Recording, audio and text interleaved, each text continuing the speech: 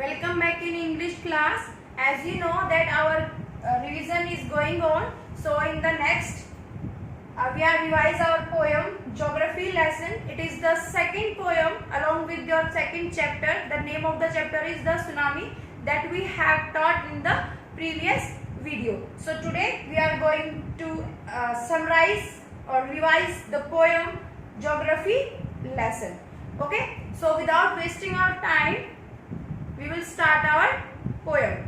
So the name of the poem is Geography lesson. The name of the poet is Zulfikar Ghosh.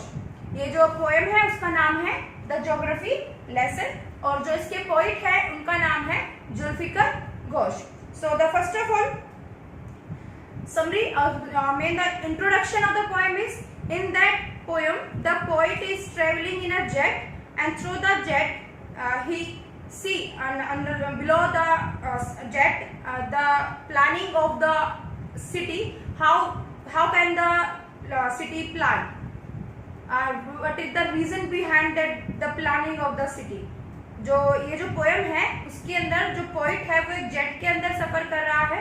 वो जैसे जैसे Heights में ऊपर चला जाता है उसको पता चलता है कि कैसे प्लानिंग की गई है एक डेवलप करने की एक कॉलोनी को, एक सिटी को, और क्या रीजंस हैं किस तरीके से उसको डेवलप करने के. और उसके कई जो थॉट्स हैं वो क्लियर होते चले जाते हैं as a geography structure. Okay, so now the poem explanation line to line. So listen it carefully. Now the first stanza, when the jet sprang into the sky, it was clear why the city had developed the way it had.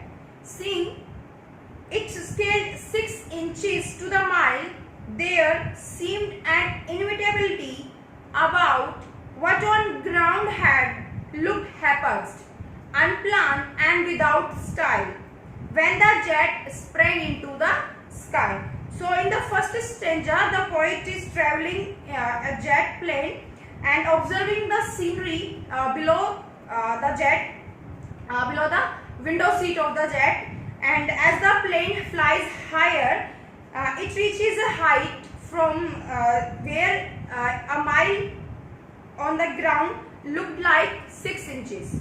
अब इस poet जो first stanza है उसके अंदर जो poet है वो कुछ मतलब ग्राउंड से कुछ ऊपर है हाइट पे, जेट के अंदर है वो, और वो विंडो की सीट पे बैठ के नीचे का जो नजारा है, जो सीनरी है नेचर की, वो देख रहा है वो उसको. तो वो वहां बैठकर कहता है कि जहाँ हम जब अपने नीचे रहते हैं तो हम सिर्फ अपने सराउंडिंग्स को देख पाते हैं, अपने आसपास के एरिया को ही देख पाते हैं. तो वो क्या कह रहा है कि where a mile on the ground look like 6 inches, कि जब हम ग्राउंड के ऊपर उस एरिया को देखते हैं, उस डिस्टेंस को देखते हैं तो वो हमें मीलों का दिखाई देता है. लेकिन जब हम एक हाइट से उसको देख रहे हैं तो वो मीलों का डिस्टेंस सिर्फ 1 इंचेस के बराबर है. कि जब हम नीचे हैं, ग्राउंड फ्लोर पर हैं, तो हमें वो डिस्टेंस ज्यादा नजर आता है, लेकिन जब हम एक हाइट से उसको देखते हैं तो डिस्टेंस हमें बहुत ही कंपैरिजनली बहुत ही छोटा नजर आता है. Then from this height the poet can see the cities planning. और दूसरी हाइट से मतलब जो वो साइड पर है तो वो इजी वे में जो सिटी की जो प्लानिंग है वो उसको बहुत इजी वे में देख पा रहा है. There seem to be a logic in the way it had been developed. जो इसके पीछे जो सिटीज की जो प्लानिंग है वो उसके पीछे का लॉजिक जो है, उसके पीछे क्या लॉजिक है, कैसे और क्यों उनको ऐसे डेवलप किया गया है, तो इसका लॉजिक वो समझ पा रहा है. This logic is not clear from the ground because only the close surroundings are visible and not the overall scene. अब वो क्या कह रहा है कि ये जो सराउंडिंग्स का जो मतलब ये जो प्लानिंग है, ये जो लॉजिक जो है इसका, जो सिटी की प्लानिंग का जो लॉजिक है वो पॉइंट क्या कह रहा है कि उसको हम जब अपने ग्राउंड फ्लोर पर रहते, मतलब ग्राउंड पे रहते हैं, जब हम जमीन पे रहते हैं तो हम उसको नहीं देख पाते क्योंकि हम सिर्फ अपने सराउंडिंग्स को देख पाते हैं. लेकिन जब एक हाइट पर हम पहुंचते हैं तो हम सिटी के प्लानिंग के पीछे के लॉजिक को भी हम क्लियरली देख पाते हैं. But from this height the cities development in that way was not only clear but also seemed inevitable. First of all the meaning of the inevitability means something that cannot be avoided. कुछ ऐसा जिसको आप नजरअंदाज ना करो, कि ऐसा कुछ अट्रैक्टिव सा कि जिससे आप नजर ना चुरा सको, उसको अवॉइड ना कर सको. The meaning of sprang means jumped up suddenly, अचानक से कूदना. Okay, and the haphazard means something unplanned, कि आपने किसी को मतलब एक तो प्लानिंग के थ्रू आप करते हो और एक होता है अनप्लान्ड, कि आप कोई प्लानिंग नहीं की और वो वैसे ही हो गया. एक तरीके से डिसऑर्डर के अंदर, डिसऑर्डर के अंदर एक तो ऑर्डर वे में कि सीक्वेंस के अंदर हो, और एक होता है डिसऑर्डर की वो एक सीक्वेंस के अंदर नहीं हो. सो now the second stanza, when the jet reached 10,000 feet, it was clear why the country had cities where the rivers ran and why the valleys were populated. The logic of geography that land and water attracted man was clearly delineated when the jet reached 10,000 feet. First of all, here the logic means proper reason. What is the proper reason behind the development and planning of the city? कि इस poem के according कि city के पीछे का logic क्या है, यानी कि proper reason क्या है. And the next is delineated means shown clearly, कि आपको clearly जो दिखाई दे, ठीक है, जो आपको एक हाइट पे आप सब कुछ clearly देख पाओगे, उसके लिए यूज हुआ है यहाँ पर ये delineated. Okay, so now the explanation line to line of the second stanza. So the poet has reached a height in the second stanza. जो पोइट है वो और थोड़ी सी ऊपर हेड पर चला गया है ऑफ 10,000 फीट, लगभग 10,000 फीट के समथिंग, और a little under 2 miles. So the poet could see more cities arranged on the ground than just one. अब जो उस हाइट पर पहुंचकर वो क्या देख पा रहा है, फर्स्ट वाले स्टेंजा में तो उसने केवल अपनी सिटी को देखा था एक हाइट के ऊपर पहुंचकर, कि जो उसकी जो सिटी है वो किस तरीके से वो प्लान की गई है, उसके पीछे का जो लॉजिक है वो उसको समझ में आ गया था कि कैसे डेवलप किया गया है, क्या प्लानिंग है. उसके आसपास हम ग्राउंड पे रहते हैं तो हमें जो डिस्टेंस होता है बहुत ज़्यादा दिखाई देता है, लेकिन जब हम एक हाइट से देखते हैं तो हमें दिखता है कि वो माइल्स की है, कुछ इंचेस का ही है वो डिस्टेंस जो है.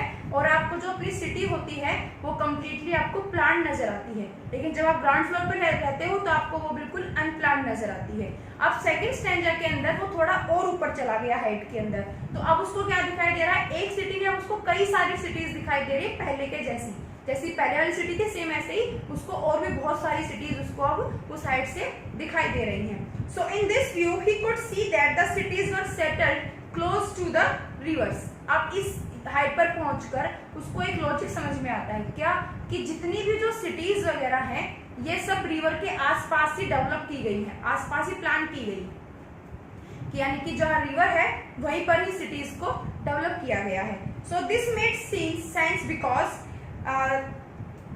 The rivers gave the cities their water supply. इसका मतलब क्या है, इसका रीजन क्या है, इसके पीछे लॉजिक क्या है, रिवर के पास ही जो सिटीज को डेवलप करने का, कि जो सिटीज के लोगों को, सिटी के लोगों को या सिटीजन्स को जो वाटर सप्लाई चाहिए वो जो रिवर है वो प्रोवाइड करवाएगी, वहां से उसको उनको वाटर सप्लाई मिलेगी. इसलिए क्या रीजन है कि जो मैन है उसको अट्रैक्ट करती हैं रिवर्स. पानी चाहिए क्योंकि आदमी को हर चीज के लिए, खाने के लिए, नहाने के लिए, पीने के लिए, ठीक है. विदाउट वाटर अपना हम लोग जो ह्यूमन बींग्स हैं या एनिमल्स हैं जो भी हैं वो सर्वाइव कर ही नहीं सकते. तो ये चीजें अट्रैक्ट करती हैं. तो वो क्या कह रहे हैं कि अब उसको समझ में आ रहा है इसके पीछे का लॉजिक, कि क्यों रिवर्स के पास ही जो सिटीज है वो प्लान की गई हैं. So the poet also saw that the valleys were populated. अब उनको एक चीज और दिखाई देती है कि जो वैलीज हैं, वैलीज मीन्स वैली क्या होता है, valley are low lying areas between the hills.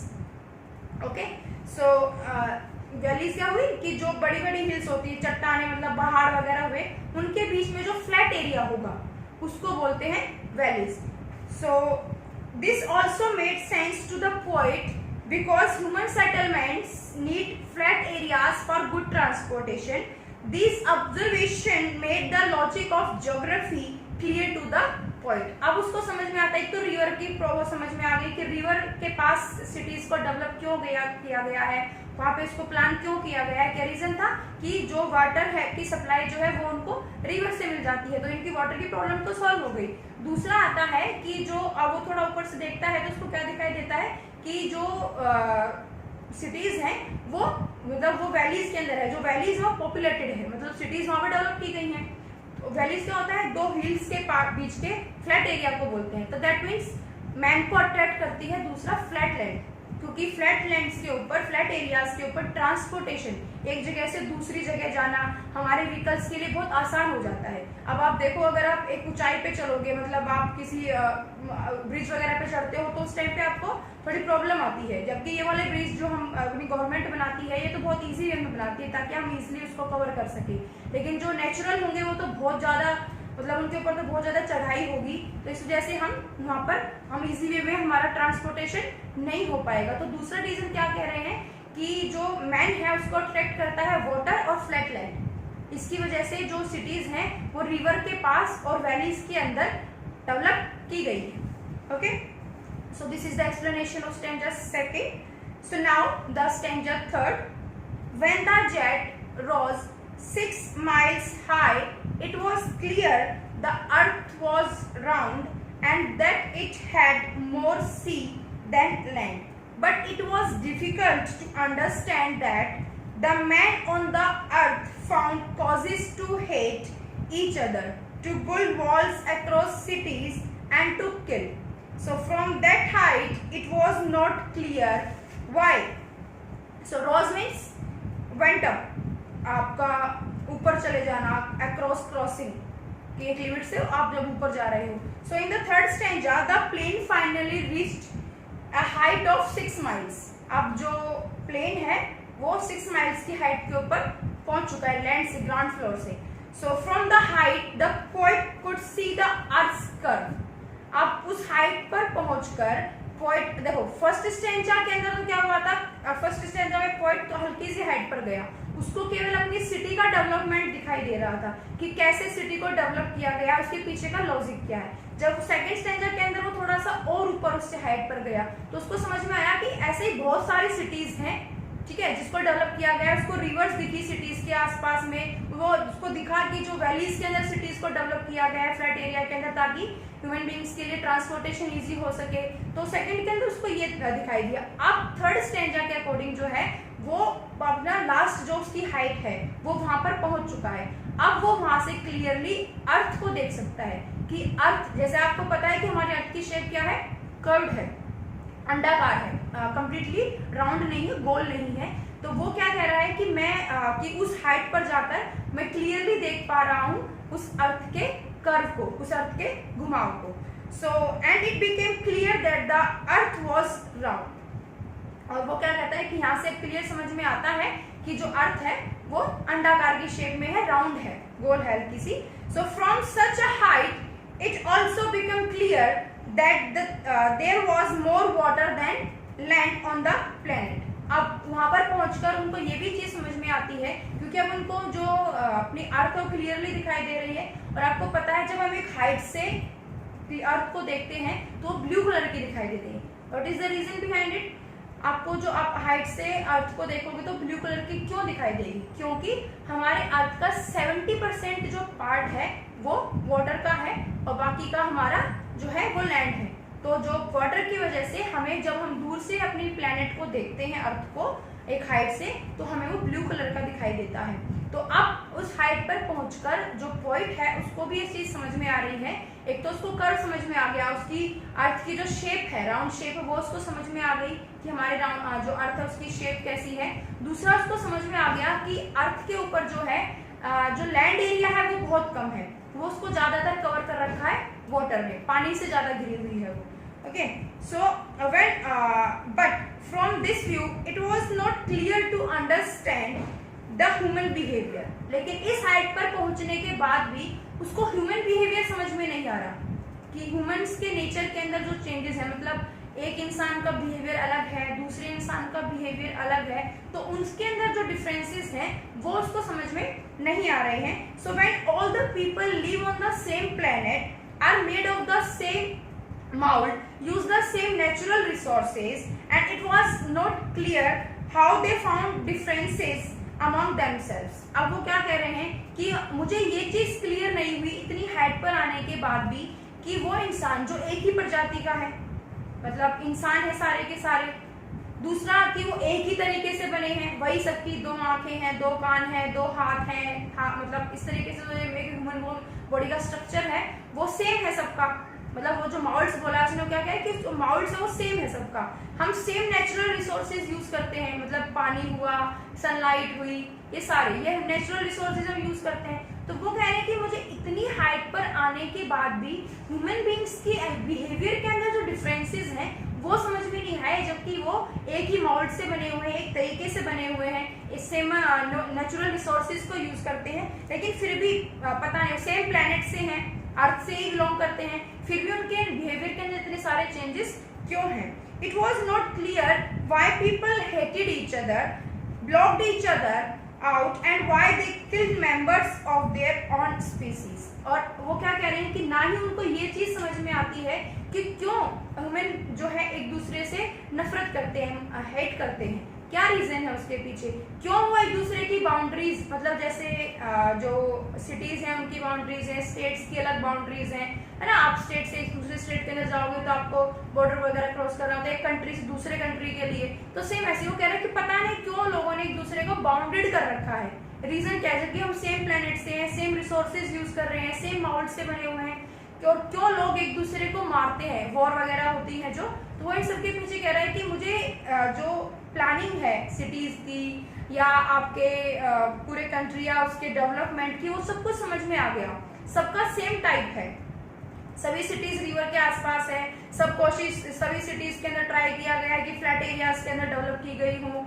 ये सारी चीजें जो प्लानिंग जो है वो की गई है, सारी चीजें सेम है, लेकिन इतनी हाइट पर जाने के बाद भी वो क्या कह रहे हैं कि उन्होंने फिर यहाँ पे एक तंग कसा है ह्यूमन नेचर बिहेवियर के ऊपर कि क्यों मुझे मतलब ये समझ में नहीं आ रहा कि क्यों जो ह्यूमन बींग्स हैं वो एक दूसरे से नफरत करते हैं, क्यों वो एक दूसरे के साथ रहना, मिलजुल कर रहना पसंद नहीं करते, क्यों वो लड़ते हैं एक दूसरे के साथ में, फाइट्स क्यों करते हैं, क्यों जबकि हम सेम प्लेनेट को शेयर करते हैं, मतलब जो जैसे आप अभी हमारा हाल फिलहाल चीन के साथ में बहुत आपको पता है चल रहा है, तो जो चीन है वो भी सेम अर्थ प्लेनेट पे रहता है, हम इंडियंस हैं हम भी सेम प्लेनेट के ऊपर रहते हैं, तो वो पॉइंट क्या कह रहा है कि मुझे समझ में नहीं आता कि जब हम सेम प्लेनेट को शेयर कर रहे हैं, हम सेम मोल्ड से बने हुए, मतलब सेम तरीके से बने हुए, कि उनकी भी वही चीन वालों की भी दो आंखें हैं, दो हमारी हैं, उनके भी दो कान हैं, दो हमारे हैं, दो हाथ हैं उनके, दो हमारे हैं, तो इस तरीके से जो ह्यूमन बॉडी स्ट्रक्चर है वो सेम है हम दोनों का,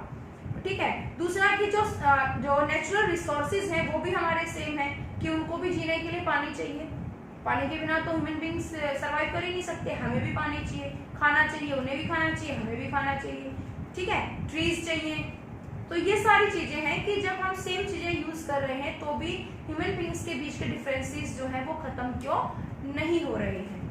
सो this is the explanation of the poem line to line. So now I am going to discuss the question answer of that poem.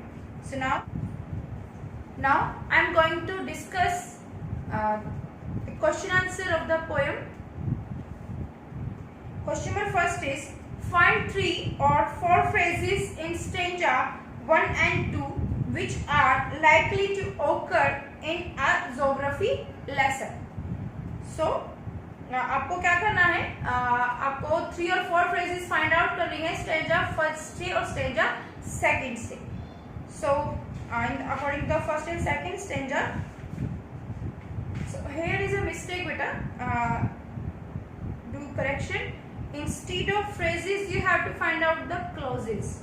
Reason behind it that in the first and second stanza there is only 1 or 2 phrases are there, clauses are many here, so instead of phrases you have to find out the clauses.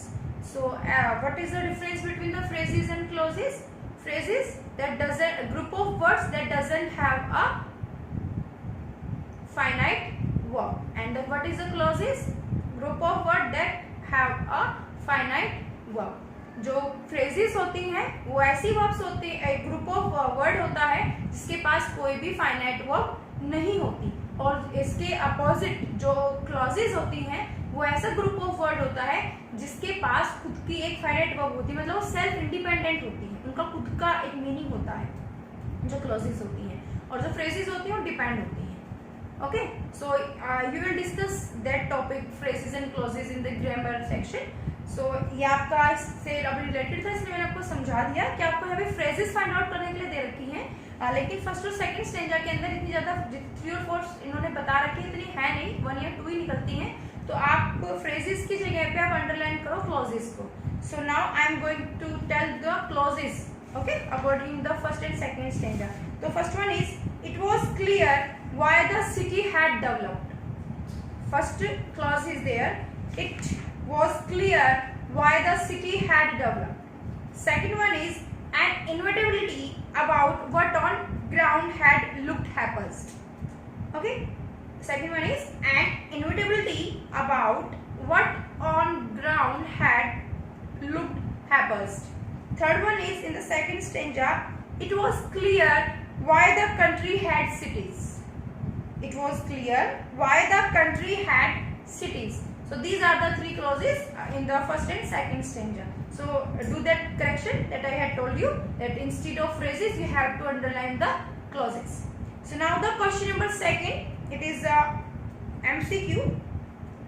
Seen from the window of an aeroplane, the city appears. जब जो poet था वो window seat पर बैठकर जब नीचे ground की तरफ देख रहा था, सिटी को देख रहा था, वो उसको कैसे दिखाई दे रही थी? So your first option is as happens as a ground, as neat as a map, as developed as necessary. First है आपका कि वो बिल्कुल वैसे ही अनडेवलप्ड थी जैसे कि ग्राउंड पर दिखाई देती है, मतलब हाइट पर जाने के बाद भी वो बिल्कुल ग्राउंड जैसी कंडीशन के अंदर दिखाई दे रही थी, अनप्लान्ड। सेकंड ऑप्शन है एज नीट एज मैप, और बिल्कुल नीट थी, जैसे मैप के ऊपर हम एक लाइन से ड्रॉ कर देते हैं, सिर्फ ऐसे ही नीट थी। Second one is as developed as necessary, वो बिल्कुल वैसे ही डेवलप थी जितने जैसी उसकी जरूरत थी। So correct answer is third one, as developed as necessary, कि उसको बिल्कुल ऐसे ही डेवलप किया गया था जैसे कि उसकी जरूरत थी। सो now the question number 3, which of the following statements are examples of the logic of geography? So here also you have to find out the logics. आपको यहाँ पे कई सारे logics दे रखे हैं, उसमें से आपको जो है कुछ logics जो आपको सही लग रहे हैं following statements के अंदर है, एग्जाम्पल जो आपको पोएम के अंदर मिले हैं उसके अकॉर्डिंग आपको लॉजिक फाइंड आउट करने हैं। तो first one is there are cities where there are rivers, की सिटीज वहां होती हैं, सिटी को वहां डेवलप किया जाता है जहां पर की रिवर होती है, तो that is correct, yes. Second one is cities appear as they are not from 6 miles above the ground. Cities appear, cities दिखाई देती हैं as they are not from 6 miles above the ground, कि जैसे कि वो 6 miles भी दूर नहीं है ग्राउंड से, गलत है, okay, it is not true. Third one, it is easy to understand why valleys are populated. आप जब एक हाइट पर होते हो तो आपका लॉजिक समझ में आता है कि क्यों जो वैलीज है वो पॉपुलेटेड है। हाँ, आपको दिखाई देता है वहां पर, क्योंकि फ्लैट एरियाज की वजह से जो ह्यूमन बींग्स हैं ट्रांसपोर्टेशन फैसिलिटी लेने की वजह से, अपने ट्रांसपोर्टेशन की सुविधा को बढ़ाने की वजह से वो वैलीज में यानी कि फ्लैट एरियाज के अंदर रहना पसंद करते हैं, तो ये बिल्कुल करेक्ट है। Now the fourth one, it is difficult to understand why humans hate and kill one another. It is difficult to understand, ये बिल्कुल क्लियर अंडरस्टैंड नहीं है कि ह्यूमन बींग्स जो हैं वो एक दूसरे से क्यों नफरत करते हैं और वो एक दूसरे को क्यों मारते हैं। So it is also correct, it is difficult, ये डिफिकल्ट बता रहा है क्योंकि उसने टू अंडरस्टैंड, समझने के लिए बहुत मुश्किल है कि why humans hate and kill each other, कि क्यों लोग एक दूसरे से नफरत करते हैं और एक दूसरे को मारते हैं। So now the fifth one, the earth is round and it has more sea than land. So आपका इसमें क्या है, फिफ्थ है आपका कि जो अर्थ है आपकी वो राउंड है और जो उसका एक कवर्ड एरिया है वो ज्यादातर पानी से कवर्ड है और लैंड से बहुत कम है। So your answer of the third is first one is correct, third one is correct and fifth one is correct. Skip fourth बेटा, it was not right according to the poem, it is correct but it is asking the logic of geography.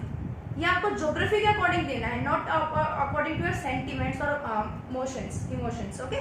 तो आपको ये अपने sentiments के emotions के according नहीं, ये तो पोएट ने जो लास्ट में बोला है कि क्यों समझ में नहीं आता कि क्यों ह्यूमन बींग्स एक दूसरे से लड़ते हैं, क्यों एक दूसरे को मारते हैं, ये उसके इमोशंस थे, ये अपने आप से पूछ रहा था वो क्वेश्चंस को, लेकिन ये ज्योग्राफिकल कोई स्ट्रक्चर नहीं था।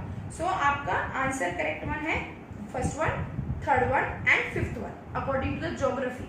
Okay, so now the question number 4, mention 2 things that are, first one is clear from the height. आप कोई भी 2 चीजें मेंशन करो जो हाइट से क्लियर हो गई थी. That the earth is round, the earth shape is round.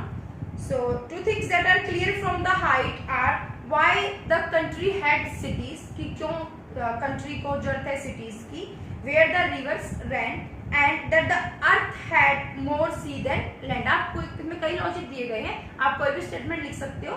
सो मैंने 2 आपको बताए हैं कि एक तो ये पता चला कि क्यों कंट्री के अंदर बहुत जो सिटीज हैं वो रिवर के पास डेवलप की गई हैं, और एक दूसरा ये कि जो अर्थ है उसका पास लैंड एरिया बहुत कम है, सी से, सी का ज्यादा है, लैंड एरिया कम है.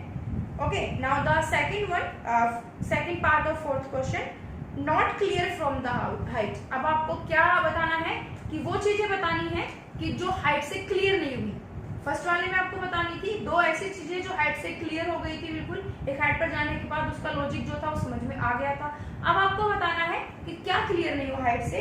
2 things that are not clear from the height are why the man on the earth hated each other. सबसे पहली बात कि समझ में नहीं आया कि क्यों इंसान एक दूसरे से नफरत करता है, and why they built wall across cities, और क्यों वो अपने अपने सिटीज के उस किनारे पे वॉल्स, दीवारें खड़ी कर लेता है दूसरे सिटीज से अपने आप को प्रोटेक्ट करने के लिए, या किसी भी रीजन से जो है सिटीज के उसमें क्रॉस वो वॉल्स खड़ी कर देता है.